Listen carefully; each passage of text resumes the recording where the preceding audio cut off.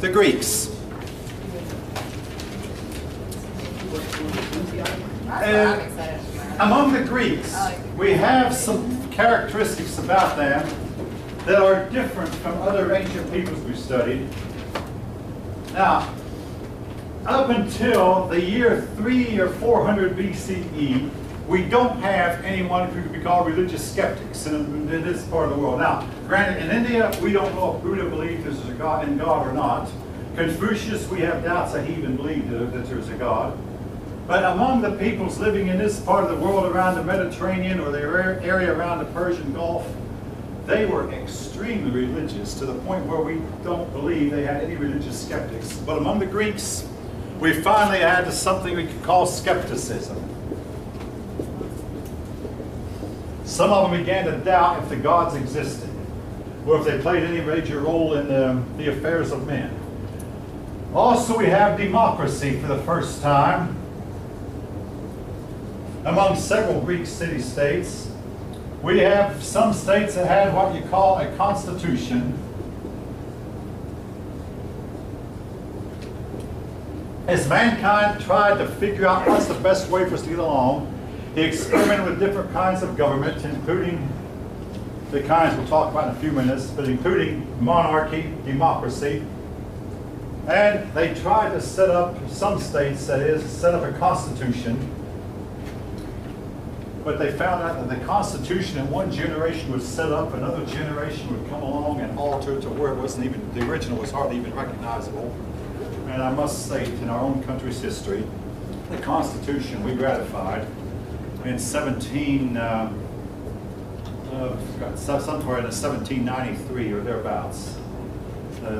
Anyway, that Constitution we ratified then is hardly the same Constitution we're living by today. The words on the paper might be the same, granted with about 25 amendments, but some of the things that we call constitutional, the founding fathers never intended, never even came to their minds. All right. Your book opens up with a vignette about Pericles, whom we will talk about later.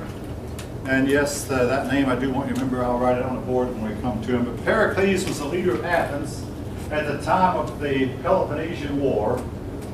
And after the first year, when they stopped fighting, fighting in those days was a seasonal activity. They only fought in the summertime. They, in the winter, they would stop their fighting, and then they would mourn for the dead, have a funeral. So they had a mass funeral for all the dead, the war dead.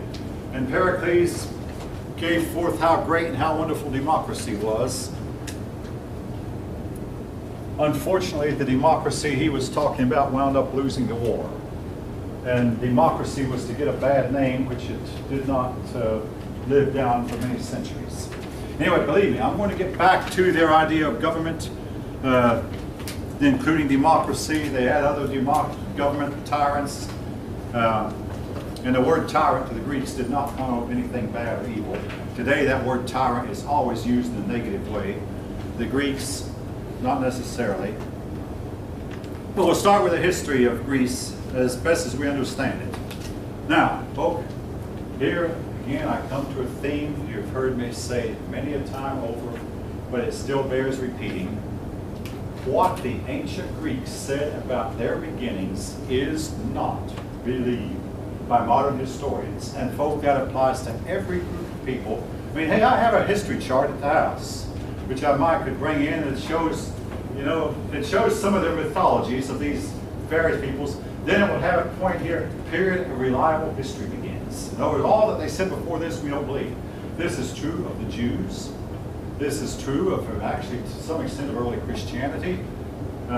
True of the Sumerians, true of the Akkadians, true of the Greeks, true of the Chinese, true of the people of India.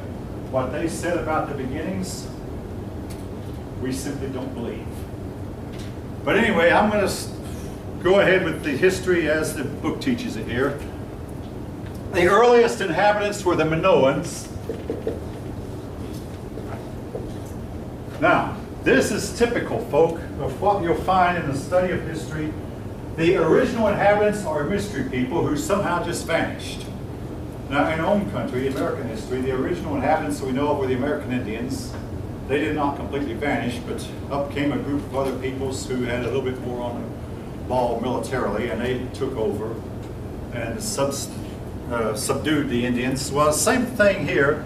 The earlier people, with India, we had the same thing. The earlier people were the Dravidians, and then up came the Aryans, and they took over and subdued the Dravidians. The Harappans, yeah, the Harappans, yeah. Anyway, the earlier Greeks were the earlier peoples who inhabited this area were the Minoans.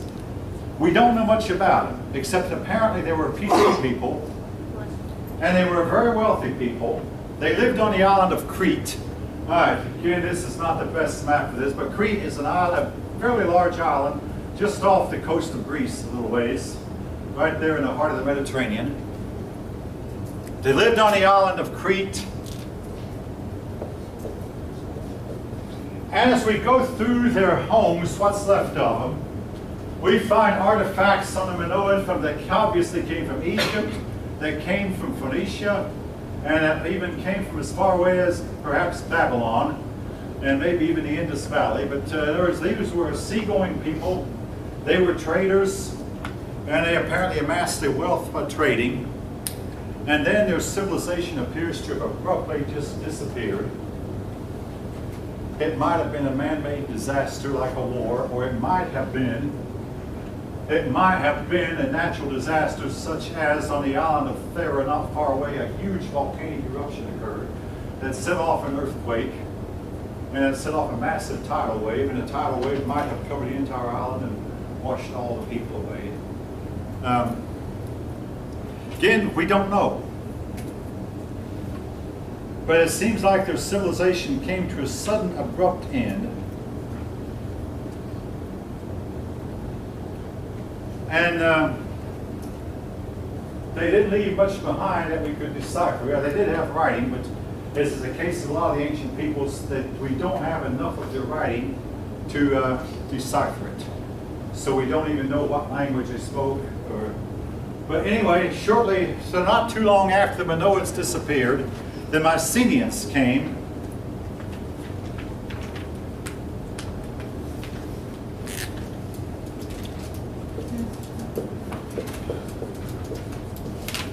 Mycenaeans were actually Greek. Now, when did the Greeks arrive and where did they come from? Well, as to where they came from the north, northern Europe. They're Indo-European peoples. And around the year 1800 BCE, a whole bunch of European peoples began moving south. Now, it might have been brought on by a climate change. You know, it's not warming, but an ice age. Folk, I will say this, I'm going to be repeating this, but the climate throughout history has gone up and down, and up and down, and up and down. And I'll go ahead and say it. The hotter the climate is, the better life is. And all your plagues, like the Black Death that not only killed a third of Europeans, but killed a high percentage of Chinese, have all been caused by cooling. Having said that, during the Cretaceous period, that's spelled C-R-E-A-T-E-O-U-S, and to verify, folks, I looked it up myself. During the Cretaceous period, the Earth had a uniform tropical climate. There were no ice caps, even on the mountaintops. Antarctica had a tropical climate, year-round summer. And what was life on Earth like during that time? Abundant beyond belief. There were no deserts, every corner, even the sea. And life was so abundant that there were even miles of tree islands, trees stuck together, floating on the sea. Life was never, ever, but this was the age of the dinosaurs. Trees averaged 200 feet in height.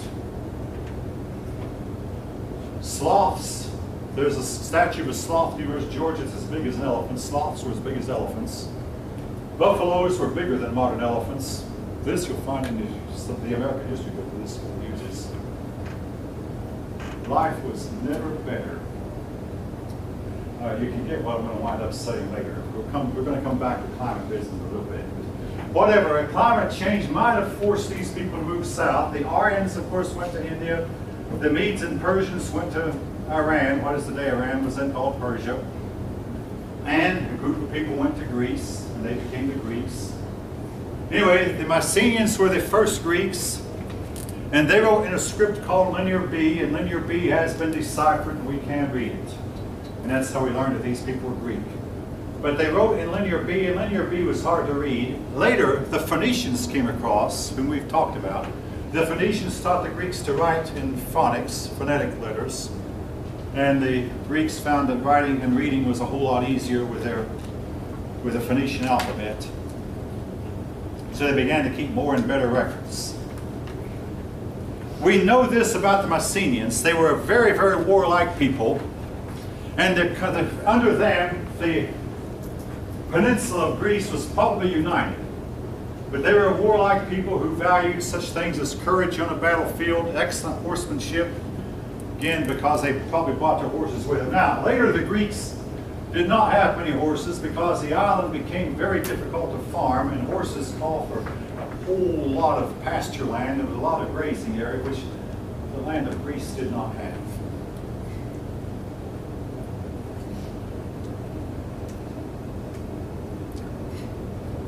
All right, something I must mention also, Greece is mountainous.